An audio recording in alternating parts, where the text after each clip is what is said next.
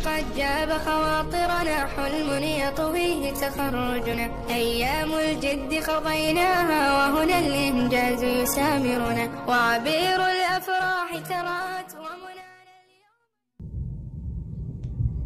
Bismillahirrahmanirrahim. Sumur Utsman itu masih ada.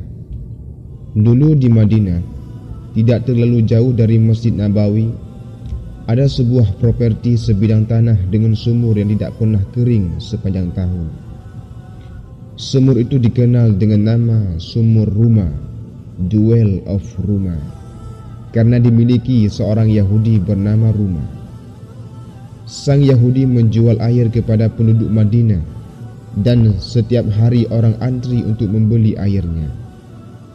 Di waktu-waktu tertentu, sang Yahudi menaikkan seenaknya harga airnya, dan rakyat Madinah pun terpaksa harus tetap membelinya karena hanya sumur inilah yang tidak pernah kering. Melihat kenyataan ini, Rasulullah berkata, kalau ada yang bisa membeli sumur ini, balasannya adalah syurga. Seorang sahabat Nabi bernama Utsman bin Affan mendekati sang Yahudi. Utsman menawarkan untuk membeli sumurnya. Tentu saja rumah sang Yahudi menolak. Ini adalah bisnisnya dan ia mendapat banyak uang dari bisnisnya.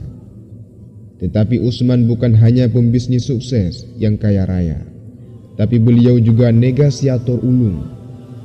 Ia bilang kepada Ruma, aku akan membeli setengah dari sumurmu dengan harga yang pantas. Jadi kita bergantian menjual air. Hari ini kamu, besok aku.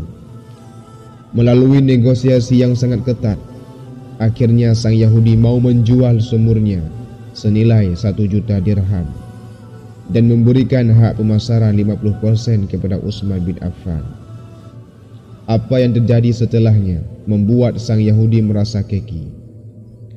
Ternyata Utsman menggratiskan air tersebut kepada semua penduduk Madinah. Penduduk pun mengambil air sepuas-puasnya, sehingga hari keesokannya mereka tidak perlu lagi membeli air dari rumah sang Yahudi. Merasa kalah, sang Yahudi akhirnya menyerah. Ia meminta Utsman untuk membeli semua kepemilikan sumur dan tanahnya. Tentu saja Utsman harus membayar lagi seharga yang telah disepakati sebelumnya.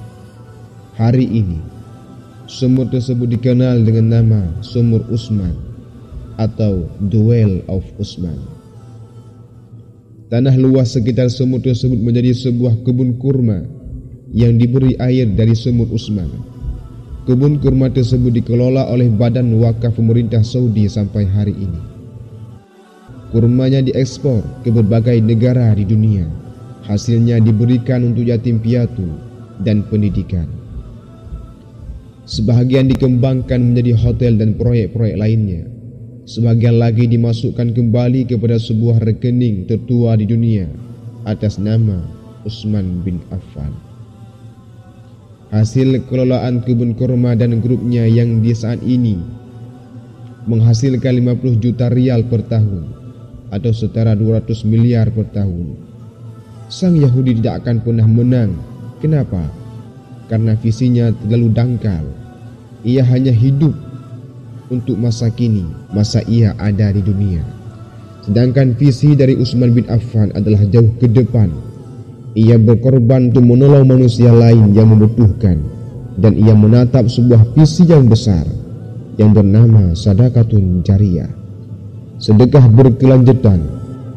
Sebuah sedekah yang tidak akan pernah berhenti bahkan pada saat manusianya sudah mati.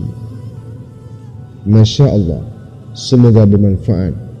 Semoga kisah ini menjadi motivasi untuk menimbulkan sebuah kesadaran dan keinsafan bahwa pentingnya sedekah jariyah untuk mencapai kesuksesan dunia dan akhirat. Semoga bermanfaat. Assalamualaikum warahmatullahi wabarakatuh.